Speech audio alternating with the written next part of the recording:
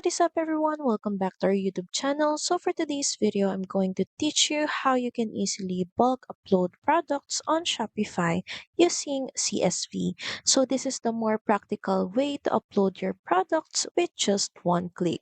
So all you have to do is head over to admin.shopify.com and of course, make sure that you're logged into your account. Next, in the left panel, just click on products,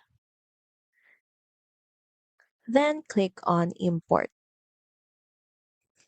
We're going to choose upload a Shopify formatted CSV file, and you can also download a sample CSV. So we're going to try and download this sample CSV, then click on next. So from here, all you have to do is add your CSV file.